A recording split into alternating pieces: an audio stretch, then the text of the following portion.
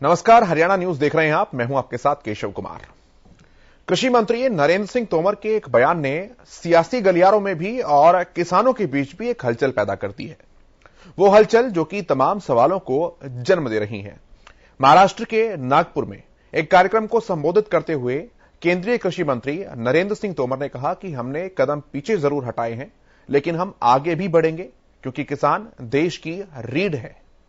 इस बयान के बाद किसान नेताओं ने सीधे तौर पर निशाना साधना शुरू कर दिया। हरियाणा न्यूज से बातचीत करते हुए किसान नेता राकेश टिकैत ने कहा कि जब ऐसा कुछ करेंगे तो देख लेंगे। लेकिन सवाल इस बयान के बाद कई सारे आकर खड़े हो गए हैं। सवाल पहला तो ये कि क्या सरकार फिर से कोई सुधार करके भले ही किसी दूसरे नामों से कृषि कानूनों को वापस लाने पर विचार कर रही है। सवाल यह भी है कि अगर कृषि कानून नहीं तो उन जैसे कुछ और सुधार नियमांकन को लागू करने की सरकार कोशिश कर रही है। और किसानों के मन में संदेह इस बात को लेकर भी है कि कहीं अगर ऐसा हुआ तो इस आंदोलन का फिर क्या होगा। बात करेंगे तमाम पहलुओं के ऊपर, लेकिन उससे पहले रिपोर्ट देखिए, पूरे मुद्दे को समझिए।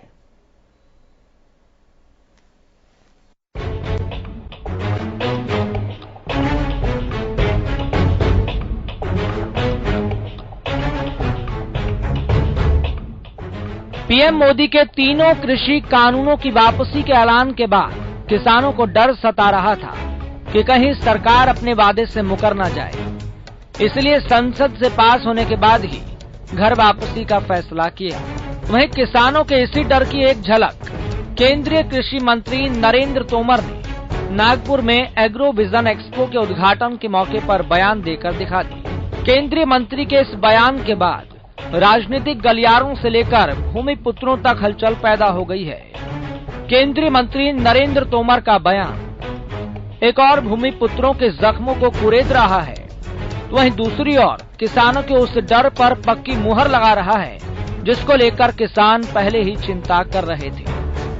दरअसल केंद्रीय कृषि मंत्री नरेंद्र तोमर ने एक कार्यक्रम के मंच से कहा, सरकार ने 3 कानूनों को वापस लेकर एक कदम पीछे लिया है, लेकिन सुधारों के साथ उनको फिर से बढ़ाया जा सकता है। इसमें एपीओज, एग्री स्टार्टअप, ये सब लोग आ सकते हैं। कृषि उपज मंडी को भी इसमें जोड़ा गया है, जिससे ग्रामीण क्षेत्र में इंफ्रास्ट्रक्चर बढ़े। लेकिन निजी निवेश का आज भी अभाव है।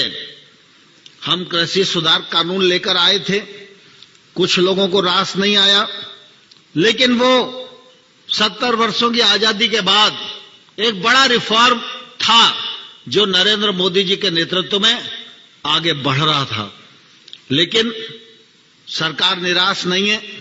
हम एक कदम पीछे हटे हैं, आगे फिर बढ़ेंगे, क्योंकि हिंदुस्तान का किसान यह हिंदुस्तान की बैकबोन है। कृषि मंत्री नरेंद्र तोमर के बयान के बाद राजनीतिक गलियारों में विरोधी सुर उठने लगे हैं। कांग्रेस नेता रणदीप सुरजेवाला ने बयान पर तंज कसते हुए कहा, मोदी जी 3 काले कृषि कानूनों के लिए माफी मांगते हैं और देश के कृषि मंत्री उन कानूनों को एक बार फिर सही बताते हैं। केंद्र सरकार 3 काले कानून खत्म करती है और कृषि मंत्री कहते हैं कानून फिर लाएंगे। केंद्रीय मंत्री के इस बयान के बाद एक बार फिर विपक्ष को किसानों के कंधों पर राजनीति करने का मौका मिल गया है। तो वहीं दूसरी ओर किसान नेता राकेश टिकैत ने हरियाणा न्यूज से बातचीत करते हुए कहा, अगर कृषि कानून वापस लाए जाएंगे तो देखा जाएगा।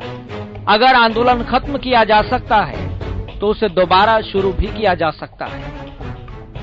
और जब बढ़ेंगे क्या करेंगे, जब देख लेंगे। किसान तो यही है, बातचीत करेंगे सरकार से। हाँ, प्राइवेट प्लेयर्स को लेकर भी उन्होंने बात कही कि प्राइवेट प्रावधान जो है वो किए जाने बैंकों में भी प्राइवेट जाना चाह रहे हैं, बैंकों को भी देना चाह रहे हैं। हाँ। बैंक आओगे प्राइवेट, देखो प्राइवेटेशन जितना बढ़ता है उतना नुकसान होता है, बेरोजगारी फैलती है उसमें। ये सारी चीजें होती है प्राइवेटेशन बढ़ाने से। सरकार उन सब चीजों को ध्यान में रखे। तो टिकैत साहब, जो इशारा केंद्रीय कृषि मंत्री ने दिया है क्या आप लोगों से, कमेटी से, मोर्चा से कुछ बातचीत, कुछ टच, कुछ संपर्क चल रहा है या फिर दोनों अलग अलग चल रहे हैं? हमारी तो अभी कोई बातचीत नहीं हुई। 15 तारीख को करेंगे मीटिंग, अपनी कर देंगे 15 तारीख में, और उसमें फिर बातचीत करेंगे। जिन लोगों से बातचीत हुई तो भाई अपना बात करो, उन्होंने क्या करा अब तक, क्या नहीं करा, तो अभी 15 तक बताओगी सरकार की। जब तक बहुत सी चीजें क्लियर हो जाएगी, बहुत सी रह जाएगी, तो उस पर बात करेंगे। अभी क्यों सवाल वो जो इतने, हमने कहा कि निगाह रख रहे, हम निगाह रख रहे, देश का किसान निगाह रख रहा, देश के किसानों के सामने समझौता हो गया। हाँ, अब भाई उन्होंने कानून वापसी दिया तो कुछ न कुछ तो कहेंगे, कह लें दो। ठीक है, हाँ कह लें दोनों, हम निगाह रख रहे। ठीक है, आपकी निगाह। ठीक है जी। किसान नेता राकेश टिकैत ने भी इशारों में कह दिया कि अगर केंद्र सरकार कृषि कानूनों को फिर से वापस लाती है तो दिल्ली की सीमाओं पर फिर से वही नजारा दिखाई देगा जिसे अभी हाल ही में देखा था। केंद्रीय कृषि मंत्री के बयान के बाद देश की राजनीति किस और रुख लेती है, यह तो देखना होगा ही, लेकिन इतना जरूर तय है कि इस बयान के बाद बवाल जरूर मचेगा। Bureau report, Haryana news. जो पैनल मेरे साथ जुड़ा है उनका परिचय मैं सबसे पहले आपसे करा दूं। सतवीत भारद्वाज जी वरिष्ठ पत्रकार हमारे साथ मौजूद हैं। पवन नेहरा किसान नेता हमारे साथ स्टूडियो में मौजूद हैं। प्रोफेसर विधु रावल भारतीय जनता पार्टी के प्रवक्ता हमारे साथ मौजूद हैं। बजरंग दास गर्ग कांग्रेस के प्रवक्ता हमारे साथ मौजूद हैं और विवेक चौधरी जननायक जनता पार्टी के प्रवक्ता हमारे साथ मौजूद हैं। आप सभी का बहुत स्वागत। बहुत धन्यवाद भाई साहब। विधु रावल जी, पहला सवाल आपसे है, वो एक गाना है ना बॉलीवुड का कि तुम तो बड़े चालाक हो, वादा करके भूल जाते हो, कुछ ऐसा ही भाव आ रहा है किसानों के मन में आज कृषि मंत्री के इस बयान के बाद? हम वादा कर भूले नहीं हैं, बल्कि अपने वादे पर प्रतिबद्ध हैं, और हमारा वादा है भारत के किसानों से कि उनके जीवन के अंदर खुशहाली हमने लेकर आनी है। देखिए, राष्ट्रीय अपराध लेखा कार्यालय की रिपोर्ट के अनुसार 2004 से लेकर 2014 तक 2 लाख किसानों ने आत्महत्या की। 2014 से पहले के 25 सालों में ऐसे आंकड़े बताते हैं कि 4.5 लाख किसानों ने आत्महत्या की। राष्ट्रीय जनगणना के जो आंकड़े हैं वो बताते हैं कि 1991 से लेकर 2011 तक, यानी 3 जनगणना के आंकड़ों की बता रहा हूं, 1,10,00,000 किसानों ने खेती छोड़कर अन्य कारोबार में गए।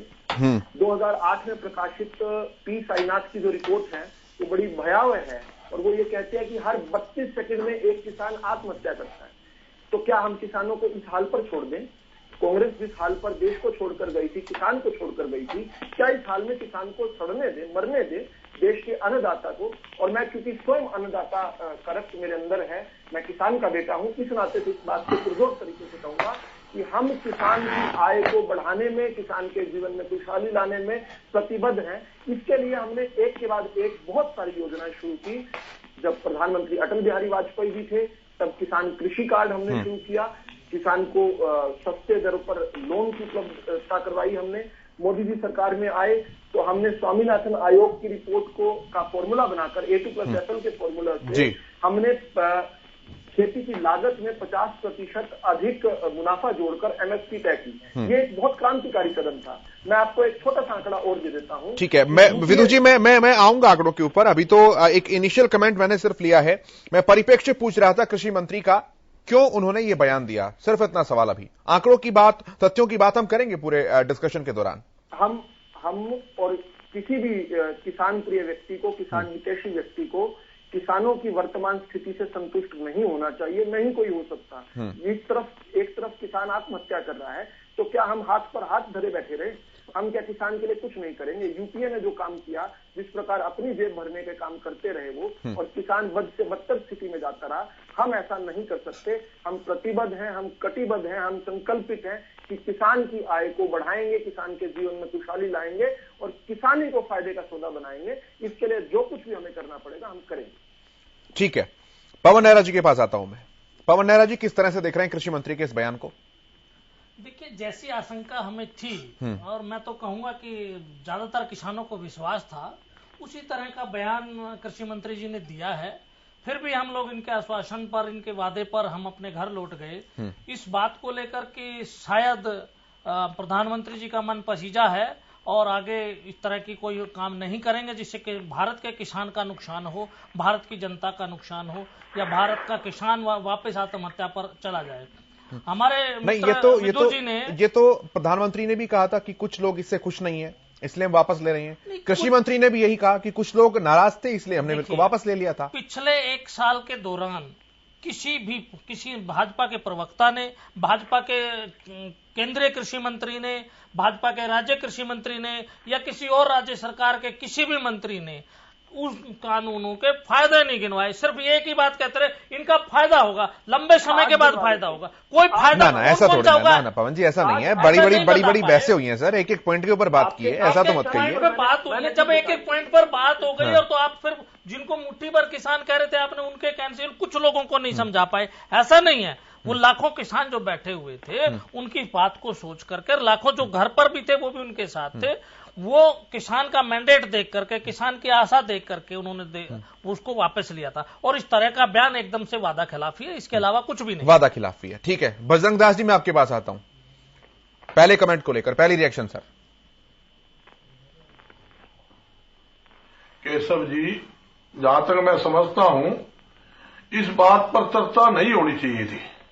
जब देश के प्रधानमंत्री जी खुद ये 3 कृषि कानून वापिस ले चुके हैं और उन्होंने देश की जनता से माफी भी मांगी है, उसके बावजूद देश के केंद्रीय कृषि मंत्री का यह बयान देना कि हम एक कदम पीछे हटे हैं, हम उसको आगे देख रहे हैं, इसका मतलब ये है सरकार कुछ ना कुछ सोच रही है अंदर खाते। और एक बयान आपने और देखा जो मैं आपकी टीवी में देख रहा था, वो क्या बोल रहे हैं, जो मंडियां हैं हमने मंडियां फ्री कर दी, और दूसरा बयान दे रहे हैं प्राइवेट जो मार्केट है निजीकरण, उसको निजीकरण के लिए जरूरी है।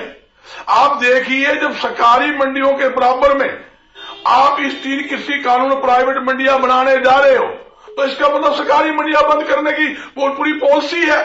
निजीकरण का मतलब क्या है? जब मंडियों को आप निजीकरण की बात कर रहे हो तो आप ये समझिए बड़ी बड़ी कंपनियों को अनाज के व्यापार में घुसना चाहते हो। जब बड़ी बड़ी कंपनियां अनाज के, सब्जी, फल के व्यापार में घुसेगी तो ऑटोमेटिक बात है बड़ी बड़ी कंपनियां जिस प्रकार सब्जी है, फल है, जैसे मान लो आलू, प्याज, टमाटर, गोभी, ये 2 रुपए किलो से लेकर 7 रुपए किलो किसान की मैक्सिमम बिकती है, और वही सब्जी 10 गुना रेटों पर बड़ी बड़ी कंपनियां उनका स्टोरेज करके, स्टॉक करके रिटेल मार्केट में बेचकर 10 गुना प्रॉफिट कमाती है।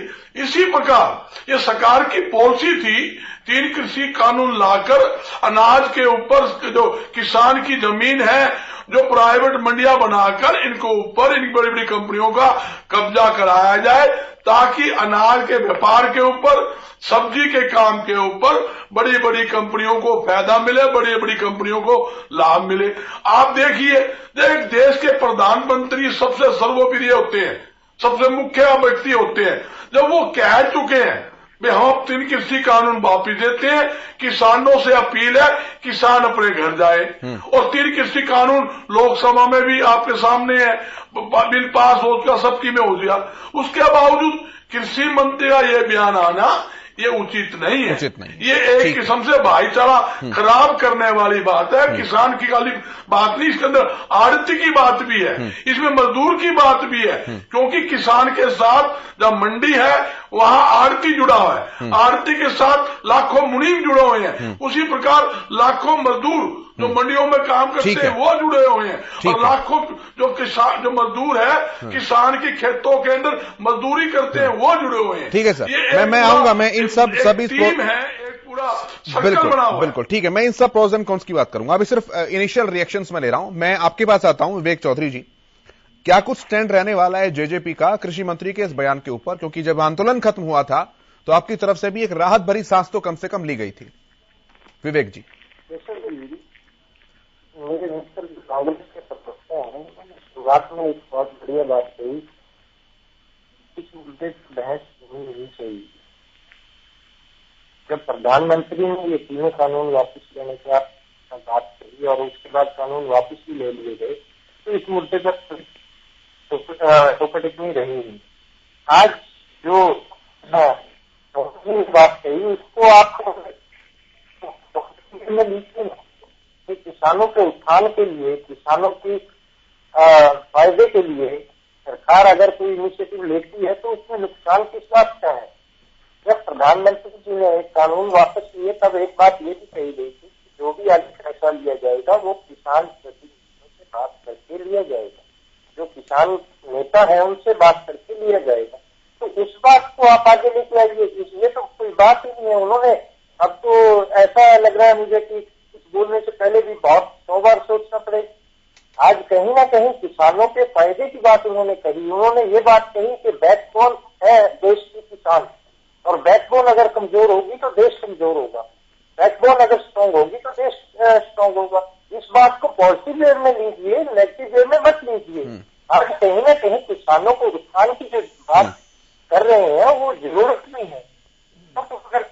ठीक है, जो मेरे कांग्रेस के प्रवक्ता साथी बोल रहे थे उनसे पूछना चाहूंगा, इनके 7 लाख के पंजाब में कितनी फसलों पे एमएसपी देने का काम कर रहे हैं? आप बताइए, राजस्थान में कितनी फसलों पे एमएसपी देने का काम कर रहे हैं? आज अगर ये किसानों को इतने पैसे है तो पंजाब में जाके फसलों पे एमएसपी दिलवाने का काम कीजिए, राजस्थान में जाके फसलों पे एमएसपी दिलाने का। मैं लूंगा आपका सवाल भी। मैं सतवीर भारद्वाज जी के पास आता हूं इसी सवाल को लेकर। सतवीर जी, किस तरह से देखा जाए कृषि मंत्री के बयान को? मैं सबसे पहले तो हरियाणा न्यूज का स्वागत करता हूं जो समय दिया है, और दूसरी बात मैं एक और बताना चाहता हूं कि बीजेपी जो है अपने आप को बैकफुट पर समझ गई थी, क्योंकि जिस प्रकार से आंदोलन का वो वापसी लिया कानून, इससे साफ तौर पर लग रहा था कि बीजेपी बैकफुट पा रही है और किसान और विपक्षी पार्टियों को मुद्दा मिल गया है कि बीजेपी गलत है। लेकिन इतना जरूर बता रहा हूं मैं, बीजेपी निश्चित रूप से इस कानून को दोबारा किसी ने तोड़ मरोड़ कर लाएगी और वो अपना पक्ष मजबूत करने की तैयारी में है। लेकिन इतना और एक बड़े अदब के साथ मैं आपको बताना चाहता हूं, हालात ऐसे लग रहे हैं कि किस टिकैत को भी अभी शिकंजा कसेगी बीजेपी। ऐसा नहीं है अब, क्योंकि सबसे पहले इनकी कमजोर नस्से से देखी जाएगी। विपक्ष जब बीजेपी जब हमला करेगी निश्चित रूप से, तो वो इन पर जो कांग्रेस के समर्थक हैं उनकी सूची भी बना रहे हैं, किसान नेताओं को देख रहे हैं कि इनकी नब्ज क्या क्या है। अब बीजेपी पूरी तरह से निश्चित रूप से ऐसा लग रहा है कि इसमें चेंजिंग लाएगी। रावल साहब, क्या वाकई ऐसा है? ऐसे नहीं तो वैसे नहीं, हम विंडेटा पॉलिटिक्स नहीं करते हैं, हम बदले की भावना से काम नहीं करते हैं। सभी को अपनी अभिव्यक्ति की आजादी है, कोई पूत भी हो सकता है, कोई कपूत भी हो सकता है। चौधरी महेंद्र सिंह टिकैत के सपने को पूरा होने के बाद, प्रधानमंत्री मोदी जी को धन्यवाद देने के बाद में आंदोलन में कूद जाए और महेंद्र सिंह टिकैत के द्वारा जो मांग की गई थी इतने वर्षों पूर्व स्वर्गीय महेंद्र सिंह टिकैत जी द्वारा, उनकी बात करें, ऐसे कपूत भी हो सकता है, लेकिन हमारा इससे कोई लेना देना नहीं है। लेकिन मैं एक दो बातें जो आपके पैनलिस्ट ने कही उनका जवाब जरूर देना चाहूंगा। यहाँ पर बैठे किसान, भारतीय किसान यूनियन के जो प्रतिनिधि हैं पवन मेहरा जी, उन्होंने कहा कि प्रधानमंत्री जी का मन पसीजा है, उन्हें लगा कि प्रधानमंत्री जी का मन पसीजा है। मेरा सवाल है उनसे कि किसानों की आत्महत्या और किसानों की बदहाली पर, आप लोग तो किसानों की राजनीति करते हैं ना, आप लोग तो किसान के नाम से राजनीति करते हैं, अपनी राजनीतिक रोटियां सेकते हैं, आप लोगों का मन कब पसीजेगा? मैंने आंकड़ा दिया है, ये कानूनों से पहले का आंकड़ा है। क्या इस हाल पर किसान को छोड़ देना चाहिए? सीधा सा सवाल है। क्या किसान के लिए कुछ नहीं करना चाहिए? क्या किसान के लिए कुछ भी करेंगे तो आपको राजनीति करने का मौका मिल जाएगा? अपनी कढ़ाइयां लेकर, अपनी तवे लेकर आप जो है राजनीतिक रोटियां सेकने लग जाएंगे, सब्जी चढ़ा लेंगे? ये सवाल आपसे है। दूसरा, कांग्रेस के जो अपने मेरे सम्मानित साथी हैं, कांग्रेस के प्रवक्ता हैं बजरंग दास जी, उन्होंने कहा निजीकरण, बड़े बड़े उद्योगपति, जमीन खोस ली जाएगी, इसी प्रकार के डर दिखाकर किसान को बार बार, आज से नहीं, ये जब हमारे यहाँ पर ग्रीन रेवोल्यूशन लाई गई थी, हरित क्रांति लाई गई थी, तब से इस प्रकार की बातें कर डराया गया है क्या कि कुछ लाइसेंसी व्यापारी चाहते हैं कि इनका एक अधिकार रहे। ये जिस प्रकार दशकों तक, और इनके साथ साथ मिलकर कुछ अन्य बिचौलिए भी जो कि लाइसेंसी नहीं भी हैं, उनका एक नेक्सस है पूरे का पूरा, जो किसान को बर्बाद रखता है। ये चाहते हैं कि किसान बर्बाद रहे। और बजरंग दास जी, क्योंकि उनका मैं बड़ा सम्मान करता हूं, वो बहुत सारे व्यापारिक अनुष्ठानों से भी जुड़े हुए हैं, इस नाते से मैं बहुत उनका सम्मान करता हूं। और वो उनको चाहिए कि नया व्यापारी अगर आएगा तो कंपटीशन बढ़ेगा, इसमें किसी को क्या अर्ज होना चाहिए? इसमें किसान के उत्पादन का अधिक स्थानों पर जा पाएगा अगर वो ठीक करता है, उसके लिए कानून बनना चाहिए। व्यापारी कुछ गलत ना कर पाए, कोई किसान को लूट ना पाए और व्यापारी के साथ भी लूट ना हो, इसके लिए तो कानून बनना चाहिए। इसमें मैं सहमत हूं उनके साथ। लेकिन मैं व्यापारी का डर ये दिखाकर कि व्यापारी बाजार में आएगा तो जमीन किसान की खोज ली जाएगी। आपको याद करवाना चाहूंगा केशव जी, मैं अंतिम कर रहा हूं, अपनी बात को पूरा कर रहा हूं ये कहते हुए कि जब पहली रिपोर्ट बनी थी स्वामीनाथन आयोग की, जिसके स्वामीनाथन जी की पहली रिपोर्ट थी जिसके आधार पर हरित क्रांति आई, उस समय लाल बहादुर शास्त्री जी का कृषि मंत्री ने इस्तीफा दे दिया था और कोई देश के अंदर इतनी हिम्मत नहीं कर पा रहा था कि कृषि मंत्री भी बन पाए। खुद लाल बहादुर शास्त्री जी ने कृषि मंत्रालय संभाला था कुछ दिन, ऐसा माहौल बना दिया था इन लोगों ने। आज फिर अगर हम सोच सकते हैं, सोचकर भी रूह कांप जाती है, अगर हरित क्रांति ना आती की क्या हालत होती। यह हर सुधार पर इस प्रकार का इनका नकारात्मक रवैया रहा है, लेकिन इन्होंने केवल किसान के नाम पर राजनीति करनी है। रावल साहब, किसान के भले से इनका कोई लेना देना नहीं। ठीक है रावल साहब, मैं सारी बातों से आपके एग्री करता हूं, लेकिन एक सवाल है सर मेरा। अगर किसानों के हित में इतनी सारी बातें देखी जा रही हैं, कही जा रही हैं, आप सोच भी रहे हैं सर, तो फिर उसके लिए छुपे रस्तम वाला दरवाजा क्यों अपनाया जाता है? पहली बार सुनिए तो सही, पहली बार जब विपक्ष ने ये सवाल उठाया आपके ऊपर कि भाई जब आप बिल लेकर आए, अध्यादेश के रूप में लेकर आए, जब देश बंद था, कोरोना काल चल रहा था, उस समय लेकर आए, फिर जिस तरह से पारित किए गए प्रक्रिया को लेकर भी विपक्ष ने सवाल उठाए, और अब भी कानून पहले वापसी का ऐलान प्रधानमंत्री ने किया, उसके बाद वापस लेकर आने का हिंट कृषि मंत्री दे रहे हैं, और आप भी उनकी बात को डिफेंड नहीं कर रहे हैं सर, एग्रेसिवली बोल रहे हैं इस बात को लेकर।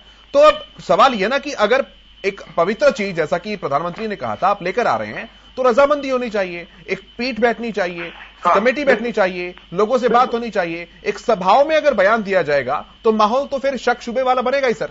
ये सुनिए, मैंने कृषि मंत्री जी का बयान सुना, इन्होंने कहीं पर भी ये नहीं कहा कि बैकडोर से कोई कानून लाया जा रहा है। ये तो आपने इंफरेंस ड्रॉ किया, ये तो आपके जंक्शन है।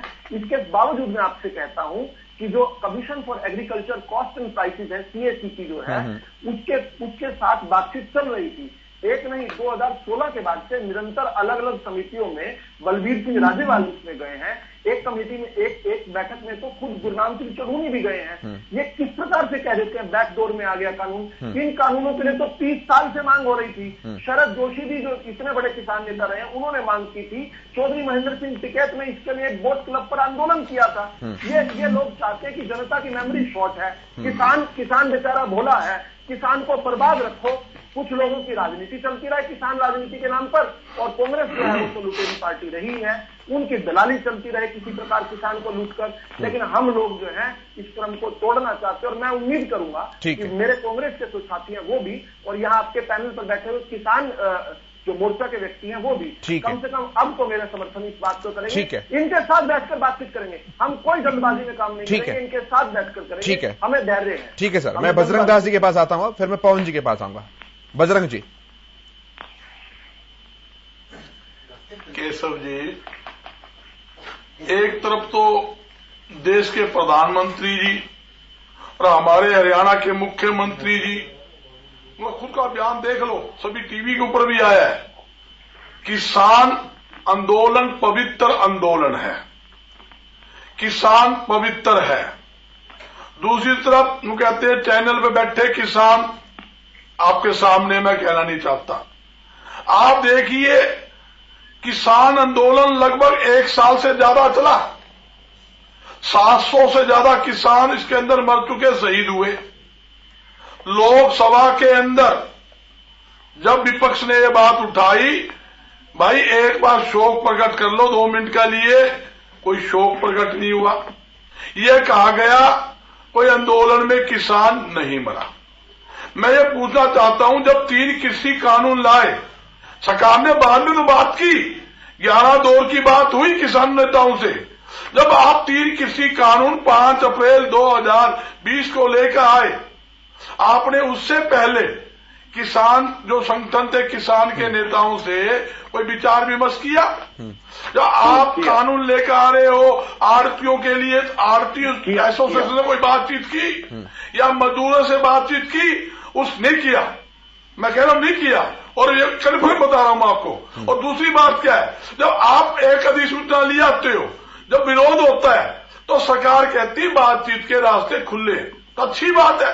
जो रास्ते आपने बाद में खोले, जब आप कानून लेकर आ रहे हैं, भाई 3 कृषि कानून बढ़िया है, किसान के हित में है, किसान की आय दुगनी होगी, आड़ती की इनकम बढ़ेगी, मजदूरों को लाभ मिलेगा, मुनीमों को लाभ मिलेगा, तो क्यों नहीं आपने उनसे बातचीत करके कहते हैं भाई ये चीजें आपके फायदे में है और आपको लाभ मिलेगा। हम करने जा रहे हैं। कौन ऐसा व्यक्ति है जिसको लाभ मिलता हो? ठीक है, प्लीज गर्ग साहब वो अगर किसी को लाभ मिलता हो, सरकार हम आड़ती को लाभ देने जा रहे हैं, गर्ग साहब कोई नहीं नाटेगा। गर्ग साहब ये तो सही, ये पुरानी बिसरी बातें हो गई और कहते भी इन पर क्या बातचीत करनी। भाई इसमें बुराइयां थी, हमने आपने सबने गिनवाई, सरकार ने कानूनों को वापस ले लिया।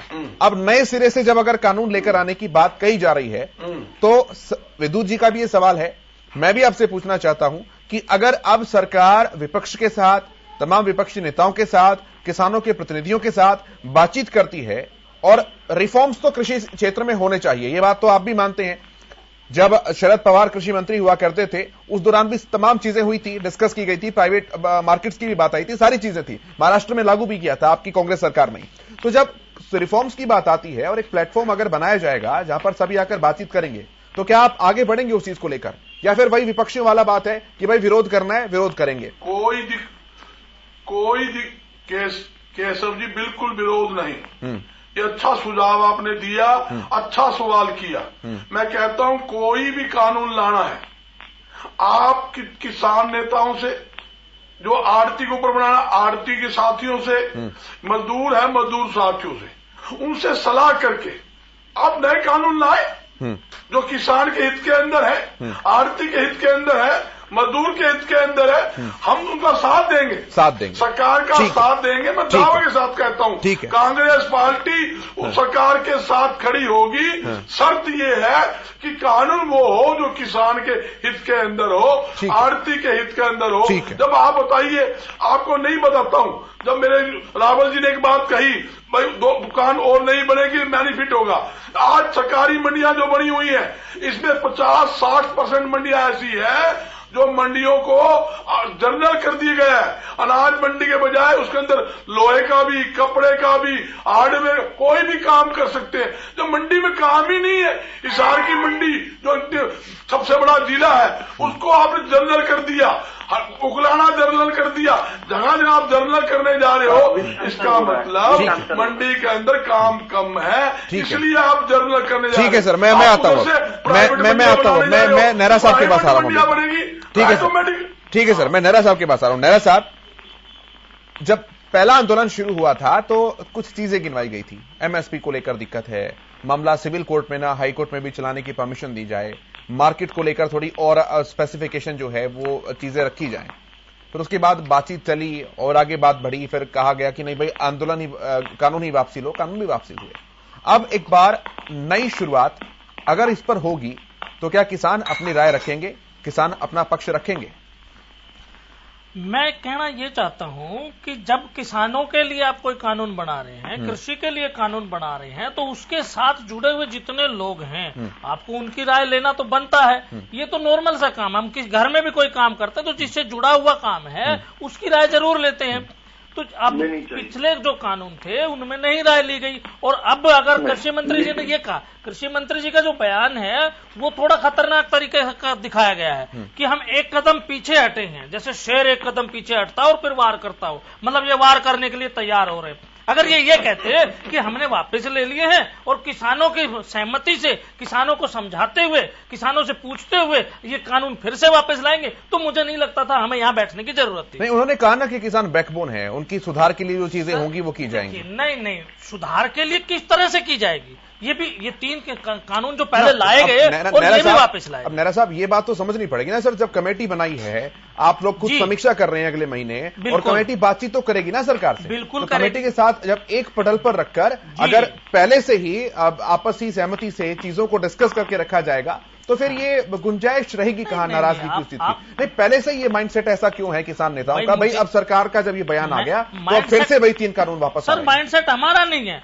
माइंडसेट इनकी सोच का है। हम पहले भी ये देख चुके हैं और अभी फिर से ये इस तरह के बयान देना जो हमारा शक था उस शक को पक्का कर रहे हैं। अगर ये इसी बात को ऐसे कह सकते थे कि भाई ठीक है हमारा हम बातचीत करके जो भी आएगा नए रूप में फिर से लाएंगे कि आप वापस जाते। हाँ, किसमें आप आंदोलन वापस लेते? फिर अगर तीनों कानून वापस ले लिए तो और हमें आश्वासन दिया तो हम वापस चले गए, जाते का क्या मतलब है? नहीं, आप कह रहे हैं ना कि अगर आज के बयान की बात, अगर ये पहले ये बात कह देते तो क्या आंदोलन वापस होता? अभी तो सरकार को आंदोलन वापस करना था सर, ये बात तो सब जानते हैं। सरकार को आंदोलन वापस करना था, उनमें वो अपना हित देख रहे थे इसलिए वापस ले लिए हैं। लेकिन उनको वापस लाने की बात और किस रूप में लाने की बात, इस पर कोई वो बात नहीं की। अगर वो उसमें भी ये कहते अभी हम एक कदम पीछे हटे हैं, अब किसानों के साथ मिलकर हम फिर आगे आएंगे, फिर से कानून लाएंगे, ये सिर्फ एक शब्द जोड़ना था किसानों के साथ मिलकर, किसानों का विश्वास बना रहता। उसको ना जोड़ करके वो उस तरह की बात। मैं पूछ लेता हूं, मैं बात पूछ ले रावल साहब, किसानों के साथ मिलकर या किसानों को हटाकर? किसानों के साथ मिलकर सभी किसानों को, सभी स्टेक होल्डर्स को, जो बजरंग दास जी ने कहा उन्हें भी और जो यहाँ पर बैठे पवन नेहरा जी कह रहे हैं उन्हें भी। चलो अब तो खुश हो जाए। नेहरा साहब, अगर ये बात रहती है तो इसमें कोई परेशानी, कोई दिक्कत नहीं? बिल्कुल, हमारे किसान नेताओं को विश्वास में लेकर, हमारे किसानों को विश्वास में लेकर अगर नए दोबारा से कृषि कानून रिफॉर्म होते हैं तो हमें नहीं लगता कि किसी भी किसान को उससे परेशानी होगी। ठीक है, सतवीर भारद्वाज जी रखिए अपनी बात। केशव जी, मुझे जो लग रहा है कि सहमति नहीं बनने वाली है, क्योंकि सांप के मुंह में चुकंदर आ गया है, खाए तो मर गया, छोड़े तो मर गया। क्योंकि बीजेपी को भी ये लग रहा है कि पहले वो बैकफुट पे चली गई थी, जिस प्रकार से आंदोलन वापसी लेना बीजेपी बैकफुट पर जा रही थी, लेकिन अब एक बार फिर टकराव हो रहा है किसान नेताओं में और लग रहा है कि बात बनेगी नहीं। क्योंकि बीजेपी क्यों इस बात को मानेगी? बीजेपी नहीं मानने वाली है। बीजेपी इस बात को बिल्कुल, केशव जी मैं बड़े अदब के साथ ये बताना चाहता हूं कि निश्चित रूप से इस आंदोलन में दोबारा फिर टकराव होने की संभावना से इंकार नहीं किया जा सकता, ऐसा बिल्कुल लग रहा है। मतलब आपका कहना है कि सरकार और भाजपा किसान नेताओं की नहीं मानने वाली है? नहीं मानने वाली है। ये पकड़ी का सवाल है, पकड़ी का सवाल है। जो शक किसानों को है उस पर मोहर लगा रहे हैं, जो शक किसानों को है सतवीर भारद्वाज उस पर मोहर लगा रहे हैं। ठीक है रावल साहब, विश्वास बहाली की बात आ जाती है मुख्यतः यहां पर। अगर विश्वास में ले लिया किसान नेताओं को, किसानों को, तो बात बन गई, वरना फिर पार्ट 2 भी शुरू हो सकता है। देखिए, भारत के अंदर सर्वाधिक किया जाने वाला काम जो है वो खेती है, सबसे ज्यादा किसान है और भारतीय जनता पार्टी को प्रचंड बहुमत एक के बाद एक 2014 को मिल रहा है।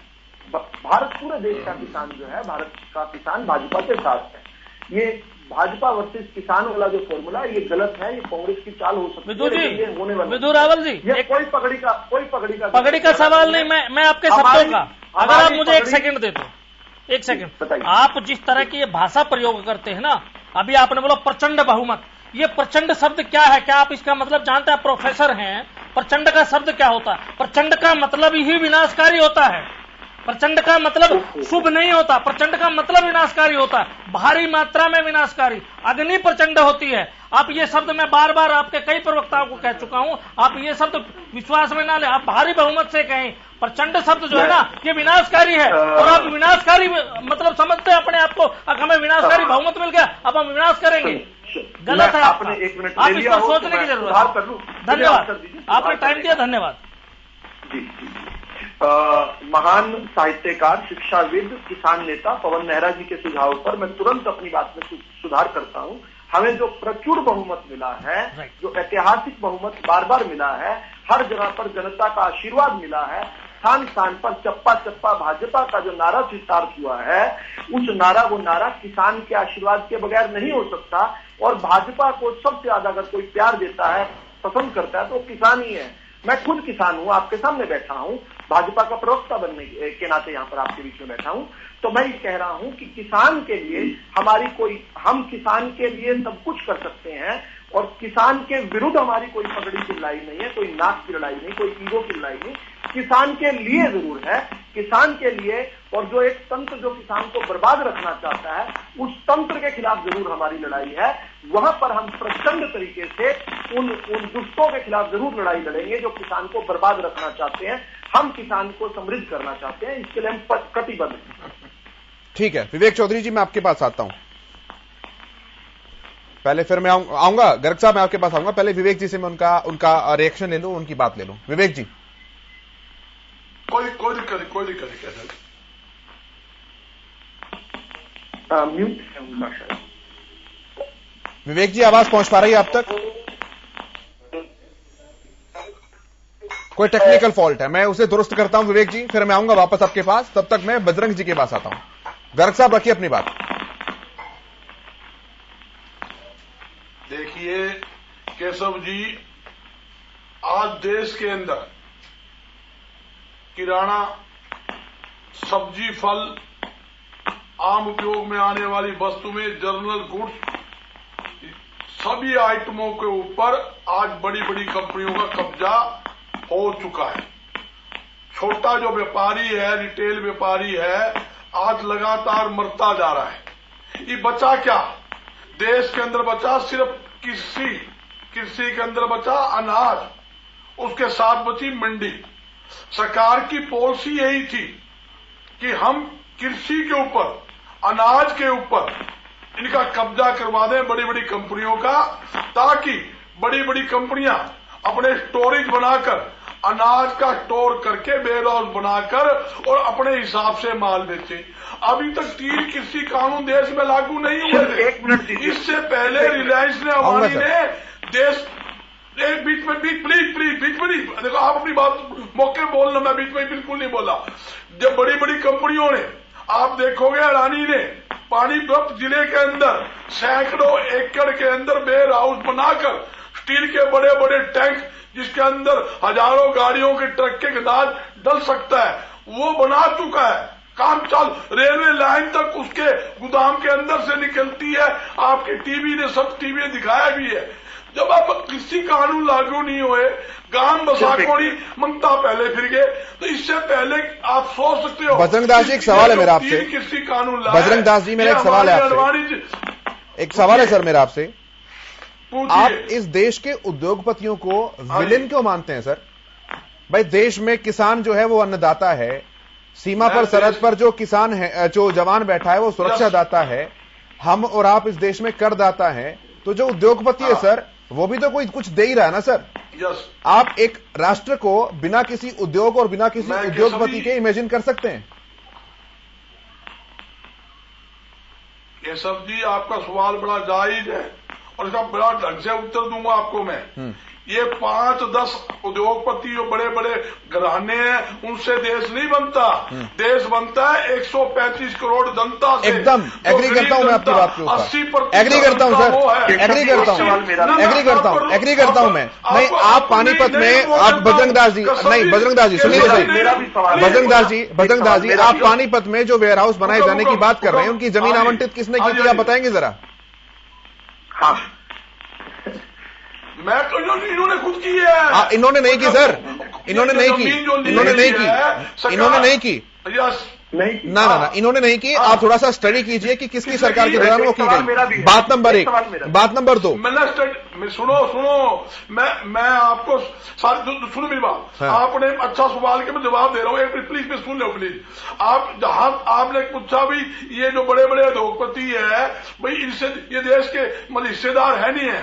मैं आपको स्पष्ट करना चाहता हूं, जिस देश के अंदर कपड़ा है, कपड़ा पे कभी टैक्स नहीं था, चीनी पे कभी टैक्स नहीं था, खाद, खेती में उपयोग आने दवाइयां, इन्होंने क्या किया?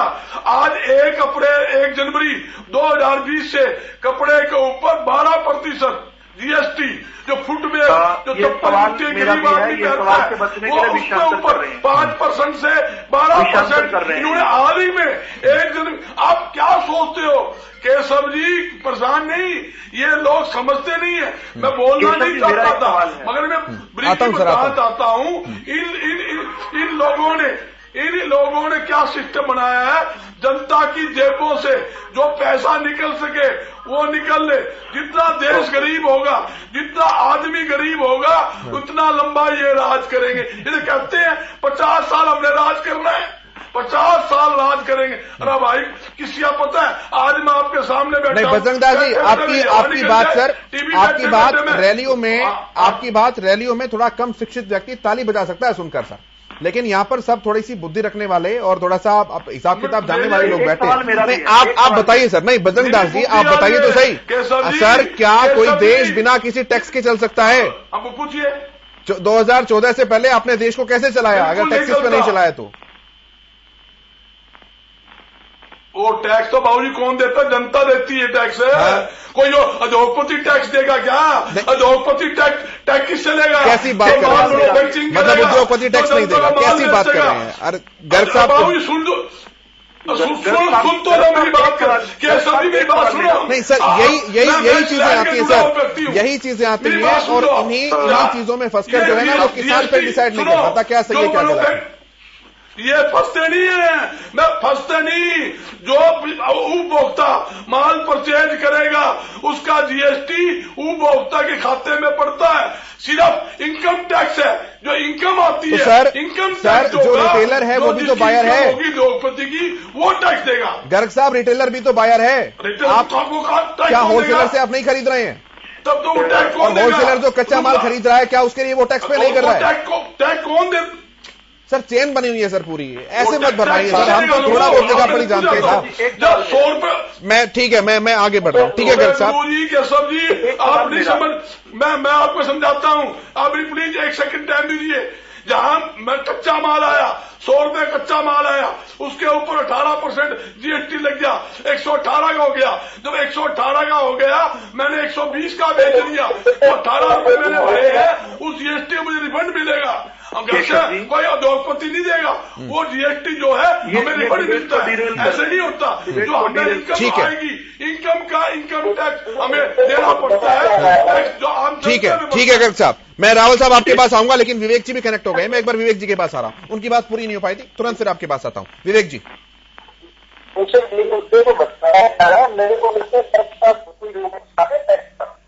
आज कहीं ना कहीं टैक्स तो फैसिलिटी सरकारी के लिए टैक्स में होता है।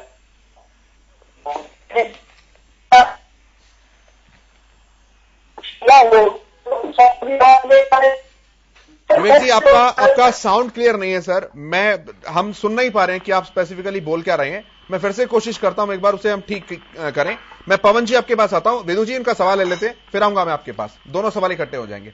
नायरा साहब सबसे पहले तो मैं आपको बता दूं कि आपने एक सवाल उठाया कि सिर्फ उद्योगपति ही, मैं ये कहना चाहता हूं जो शायद गर्ग साहब नहीं समझा पाए कि फाइनली जो टैक्स देता है वो उपभोक्ता देता है किसी भी चीज पर। जो उपभोक्ता होता है उसकी जेब से निकलता है, वो पहुंचते पहुंचते किसके अकाउंट से? फाइनली सरकार के अकाउंट में पहुंचता है। तो ये कहना गलत है कि हम ही टैक्स देते हैं। क्या किसान टैक्स नहीं देता? किसान अपने उपज पर टैक्स नहीं देता, लेकिन क्या बिजली पर टैक्स नहीं देता? क्या टूथपेस्ट पर टैक्स नहीं देता? क्या किसी और चीज पर टैक्स नहीं देता? तो किसान उपभोक्ता है। इस देश की सबसे बड़ी जो जनसंख्या है वो किसान है, और अगर किसान उपभोक्ता है तो टैक्स भी किसान भी दे रहा है। फिर ये कह देना। और दूसरी बात, अगर उद्योगपति, एक मिनट मेरी बात कंप्लीट हो जाए ना, मैं इसी पॉइंट पर आ रहा हूं। ये दोनों बातों का बड़े अच्छे तरीके से मिक्स कर रहे हैं कि देश की अधिकांश आबादी किसानों की है और इसलिए टैक्स भी किसान सबसे ज्यादा देता है। बिल्कुल देता लेकिन है। सर जो किसान है क्या वो केवल कृषि के ऊपर ही आधारित है? आप भी किसान है ना, क्या आपके चूल्हे केवल खेतों से जल रहे हैं? ईमानदारी से बताइएगा सर। ऐसा नहीं है, ऐसा बिल्कुल भी नहीं है कि ऐसे कितने। तो फिर दो चीजें होगी ना सर, अलग सारी चीजें नहीं बातें आपकी ठीक है। जो चीज मैंने उपयोग करनी है मैं उस पर तो टैक्स दे ही रहा हूं। तो अगर उद्योगपति, मैंने गेहूं सर अगर उद्योगपति अपनी एक मान लीजिए कोई ए वस्तु बेचकर उस पर टैक्स नहीं दे रहा है, तो सर उद्योगपति को अपना घर बार चलाने के लिए बी वस्तु खरीदनी भी तो पड़ रही है ना। बिल्कुल। तो टैक्स तो इस देश में सब दे रहे हैं। और मेरा सवाल ऐसा नहीं है कि मैं अपनी संवेदनाएं जो है बोले कि टैक्स सब दे रहे हैं। हाँ, मैंने तो ये कहा ही नहीं था किसान टैक्स नहीं दे रहे हैं। मैंने तो ये कहा था कि देश में करदाता भी हैं, स्वास्थ्य दाता भी हैं, सेवा दाता भी हैं, अन्नदाता हैं। तो किसी एक को विलन क्यों समझा जाए? मेरा सवाल ये था। विलन यहाँ इसलिए समझा नहीं जा रहा है, विलन का रोल अदा करवाया जा रहा है जानबूझ करके। मैं बताता हूँ कौन करवा रहा है। जब एसेंशियल कमोडिटी एक्ट में चेंज करके ये कह दिया गया कि आप कितना भी स्टोर कर सकते हैं। जब मैंने इसके लिए कहा, झूठ कह रहे हैं ये। आता हूं रावल साहब, पढ़ा होगा, आपके पास पढ़ा होगा। आऊंगा रावल साहब, एक बार बात पूरी हो जाए कि भाई आप कितना भी स्टोर कर सकते हो और उसमें आपको किसी तरह की कोई आपत्ति नहीं है। लेकिन आपत्ति कब होगी? जब उसके रेट 1.5 गुना और 2 गुना हो जाएंगे। ठीक है ना। कुछ चीजों पर 1.5 गुना, कुछ चीजों पर 2 गुना हो जाएंगे। तो आप पर आपत्ति है, आप उसको स्टोर नहीं कर पाओगे, पुराने वाला रूल लागू हो जाएगा, छापामारी का काम शुरू हो जाएगा, इंस्पेक्टर राज जो था वो चालू हो जाएगा। लेकिन ये किस किस पर लागू नहीं होता, ये मैं विदुरावल जी से कहूंगा पढ़कर सुनाए, अगर आपने पेपर उठाया है तो पढ़कर सुनाए। दूसरे पॉइंट के नीचे जो पैरा लिखा हुआ उसको पढ़कर सुनाए, आपने पढ़ा होगा, आप उसको पढ़ के सुनाए। ये किस किस पर लागू नहीं होता, ये पढ़कर सुनाइए। ठीक है रावल साहब, एक्ट में क्या है मैं आपको मालूम पड़ेगा, उसको पढ़ के सुनाइए। रावल साहब अनाज के ऊपर, ठीक है, मैं पूछ लेता हूँ। गर्ग साहब मैं आता हूँ, बड़ा एक हेल्दी सा डिस्कशन चल रहा है सर। 3 किसी कानून में खत्म की गई, जान के बोलने। ठीक है गर्ग साहब मैं आता हूँ, बड़ा हेल्दी सा डिस्कशन चल रहा है, पॉइंट दर पॉइंट बात करेंगे, फिर मैं आता हूँ सतबीर जी आपके पास। रावल साहब जल्दी से। इन्होंने मुझे नहीं, जल्दी नहीं, मुझे एक सवाल भी पूछना है इसके बाद। इन्होंने मुझे कहा है तो मैं पढ़ के सुना रहा हूँ। इन्होंने कहा है कि दूसरे पैराग्राफ के नीचे का पढ़ के सुनाऊं। मैं पढ़ रहा हूं, दूसरे पैराग्राफ का क भाग है, ऐसे खाद्य पदार्थ की पूर्ति जिनके अंतर्गत अनाज, दाल, आलू, प्याज, खाद्य तेल और तेल है, जैसा कि केंद्र सरकार राजपत्र में अधिसूचना द्वारा निर्दिष्ट करे का केवल असाधारण परिस्थितियों में, जिसके अंतर्गत युद्ध, अकाल, असाधारण कीमत वृद्धि और गंभीर प्राकृतिक आपदा है, में किया जा पाएगा। अच्छा, अब मेरा सवाल इन दोनों भाइयों से है, ये ध्यान से सुने मेरा सवाल, और सवाल के 2 भाग हैं छोटे छोटे से। पहली बात तो इन्होंने, मैं पानीपत का रहने वाला हूं, समालखा का रहने वाला हूं, मेरे बिल्कुल पड़ोस में वो वेयर हाउस बना हुआ है। आपने बहुत अच्छा सवाल पूछा कि उसके लिए जमीन किसने आवंटित की, कांग्रेस ने की, केंद्र में भी कांग्रेस की सरकार थी, राज्य में भी की। लेकिन खैर, मेरा दोनों कांग्रेस वाले भाई से भी और पवन जी से भी मेरा सीधा सीधा सवाल है कि पहली बात तो ये कि अब ये कानून निरस्त हो चुका है। अब मुझे ये हिंदुस्तान के उस कानून का नाम बताएं जो उस वेयर हाउस को फंक्शन करने से रोकता हो। एक भी कानून नहीं है। कानून तो ये था कि इस वेयर हाउस जो कि लाइसेंस के आधार पर चलने वाला था, उस लाइसेंस को रद्द कर दिया गया था और ये कहा गया था कोई भी व्यक्ति, कोई विधु रावल, कोई विवेक चौधरी, कोई पवन मेहरा जैसे व्यक्ति जो है, ये भी अपने बिना लाइसेंस के, लाखों रुपए लाइसेंस खर्च करने की जरूरत नहीं है, ये भी जो है स्टोरेज कर सकते हैं, ये भी भंडारण कर सकते हैं। लेकिन इन कानूनों के खत्म होने से अब ये मुझे हिंदुस्तान के उस कानून का नाम जरूर बता दे जो कि किसी अडानी, किसी अंबानी, किसी टाटा और किसी बिरला जिसने लाइसेंस लिया हुआ है उसको रोकता एक भी नहीं। ये तो किसान का नुकसान किया, वापिस से लाइसेंस की व्यवस्था लगा दी। और दूसरा मेरा सवाल छोटा सा है, ये बुलडोजर लेकर, जेसीबी लेकर कब जा रहे हैं वहां पर तोड़ने के लिए, बताए ना। सतवीर भारद्वाज जी, पहले आपके पास आता हूं। केशव जी, मैं बड़े अदब के साथ आपको ये बताना चाहता हूं कि जो हालात लग रहे हैं, दोनों पार्टियों की, कांग्रेस और बीजेपी की मूंछों की लड़ाई बन गई है। उनको लग रहा है कि वो आज की डेट में कांग्रेस बिल्कुल जीरो पे जा रही है और कांग्रेस को लग रहा है कि अगर किसान आंदोलन के सहारे तुम भी अपने बयान देंगे तो मजबूत होंगे। निश्चित रूप से पहले भी ऐसा हुआ है, आज भी इसके अंदर टिकैत साहब जिस प्रकार से उत्तर प्रदेश के अंदर उसके किसान कांग्रेस के नेता, सपा नेता के साथ में गए हैं जयंत के पास में, तो उससे लग रहा है कि टिकैत साहब भी राजनीतिक में चल रहे हैं। तो बीजेपी की भी मूंछा की लड़ाई बन गई है कि ये तो कहीं ऐसा नहीं हो कि तुम्हें ही मात मिल जाए। सहमात का खेल चल रहा है, बात किसान सिर्फ मोहरा बन गए हैं। ठीक है, नेहरा साहब, विदु जी ने सवाल पूछा आपसे, आपके पास आता हूं, फिर गर्ग साहब के पास आऊंगा। पवन नेहरा जी, देखिए, पहला सवाल अब इन्होंने पूछा कि ऐसा कौन सा कानून है जो उनको व्यापार करने से रोकता हो। बिल्कुल ऐसा कोई कानून नहीं। जब आप लाइसेंस किसी को दे देते हैं तो वो व्यापार करने के लायक है, और पहले भी, इससे पहले भी करते रहे, ऐसा नहीं है। लेकिन क्या था कि एक लिमिट तक, ऐसा नहीं था कि एक कोई लिमिट नहीं थी। गलत कह रहे हैं, कोई लिमिट नहीं थी। एसेंशियल कम्युनिटी एक्ट में लिमिट नहीं थी। कानून का नाम बता, एसेंशियल कम्युनिटी एक्ट में लिमिट नहीं थी। कैसी बात खत्म होना सर, नहीं थी, आदमी आप नहीं थी भाई, नहीं थी, कोई लिमिट नहीं। आप कितना भी गेहूं स्टोर कर लें, आप कितना भी गेहूं स्टोर कर लें, आप कितना भी गेहूं स्टोर कर लें। सुना देना मुझे, आप मुझे बताइए। नेहरा साहब, ये बात तो मैं पुष्ट कर देता हूं, उसमें कोई लिमिट नहीं है, उसमें कोई अपर लिमिट नहीं है। लाइसेंस लेने की बात है केवल। लाइसेंस क्या, वो लाइसेंस खत्म किया था और अडानी अंबानी का तो नुकसान किया था, आम किसान भी भंडारण कर पाए, वो स्थिति बनाई थी। अब तो अडानी अंबानी का फायदा कर दिया आपने, वापिस से उनका अगर किसी तरह की कोई लिमिट नहीं है तो मुझे बताइए, आपके इंस्पेक्टर जब छापामारी करते तो किस कानून के तहत करते हैं? जब कोई लिमिट ही नहीं है। आपने बताया कि आपात स्थिति उस सूरत में जब रोक लगाई जाती है सर, उस सूरत में जब रोक लगाई जाती है कि मास्क और सैनिटाइजर थे, मास्क अभी हालिया उदाहरण है, मास्क सैनिटाइजर को इसेंशियल कमोडिटी में रखा गया था और इसको बताया गया था कि भाई जो इसमें बहुत एक्सेस वो करेगा उसके ऊपर छापेमारी पड़ेगी। तो इन चीजों को घटता बढ़ाता अंदर बाहर करते रहना चाहिए, यही तो लचीला सिस्टम होता है। ऐसे ही एसेंशियल जो आपको अभी बताया उसमें भी ऐसी तरह की वो है, अगर कोई चीज देश में उपलब्ध नहीं हो रही है, कमी हो रही है, तो आप उसको स्टोर नहीं रख सकते। ठीक है सर, ठीक है सर, मैं आऊंगा, मैं अब सबके पास आ रहा हूं सर। ठीक है विदु जी सर, दूसरा सवाल आपने सवाल कहीं पूछा मैंने तो पवन जी, ठीक है पवन जी, विदु जी मैं आ रहा हूं, पवन जी जल्दी से। दूसरा सवाल जो आपने किया कि उनको तोड़ने कब जा रहे हैं, उनको तोड़ना हमारा काम नहीं है, हम आतंकवादी नहीं है, उनको तोड़ना काम है या तुड़वाना काम है सरकार का, वो किस तरह संचालित होंगे इस पर निरीक्षण करना सरकार का काम है, हमारा काम नहीं है। ठीक है सर, मैं फाइनल कमेंट ले रहा हूं, समय की कमी है। विवेक जी शुरुआत आपसे कर रहा हूं, जल्दी से रखिएगा अपनी बात। कहीं ना कहीं आज सारी डिबेट के अंदर जो मुद्दा था उस मुद्दे से डिबेट को बचाने का काम कांग्रेस के प्रवक्ता साथी ने किया। अगर किसानों के लिए इन्होंने कुछ किया होता तब ये इस डिबेट में बोल पाते। अगर किसानों के लिए कुछ किया ही नहीं, किसानों की जमीनें कौड़ियों के भाव पे बेचने का काम किया और आपने स्पष्ट किया कि किस तरह उस वेयर हाउस को परमिशन किस सरकार में देने का काम किया गया, तो उस बात के ऊपर इनके पास कोई जवाब नहीं है। ठीक है सर, बड़ी बड़ी बातें कभी टैक्स के ऊपर लेके जा रहे हैं, कभी कपड़े के ऊपर लेके जा रहे हैं। ठीक है सर, अरे आपको फैसिलिटी तो सारी। ठीक है सर, सर समय की कमी है, मैं केवल 20 सेकंड दे पा रहा हूं। बजरंग दास जी जल्दी से। केशव जी, मेरे साथी ने कहा भी कोई स्टॉक सीमा बैन नहीं है। आज भी अनाज के ऊपर स्टॉक सीमा लगी हुई है। कोई भी आदमी होलसेलर है, चाहे फैक्ट्री वाला है, चाहे रिटेलर है, चाहे दाल है, चावल है, चीनी है, हर आइटम के ऊपर स्टॉक सीमा लगी हुई है। इससे ज्यादा माल रख नहीं सकता।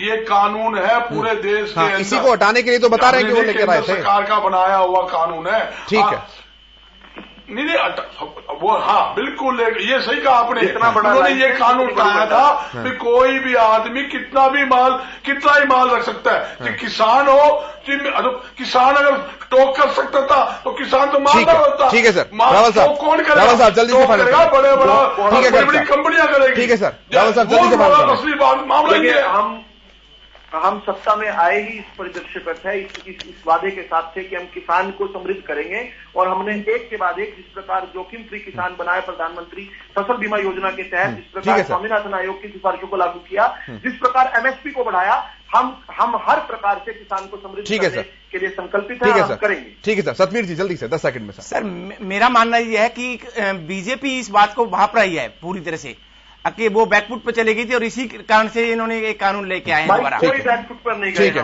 नेहरा साहब, फाइनल कमेंट। ठीक है सर, नेहरा साहब। किसान और किसान नेता बीजेपी जिस प्रकार की राजनीति करने की कोशिश करेगी, जिस प्रकार का निर्णय लेगी, उसी प्रकार का निर्णय लेने के लिए मजबूर होगा। चाहे वो उनके साथ चलेंगे तो हम साथ चलने को तैयार हैं, अगर वो हमारे खिलाफ चलेंगे तो खिलाफ चलने को तैयार है। सड़क से संसद तक हमारी लड़ाई जारी रहेगी। ठीक है सर, सतवीर जी, पवन जी, प्रोफेसर विधु रावल जी, बजरंग दास जी, विवेक चौधरी जी, बहुत धन्यवाद आपका इस चर्चा में शामिल होने के लिए, बहुत शुक्रिया।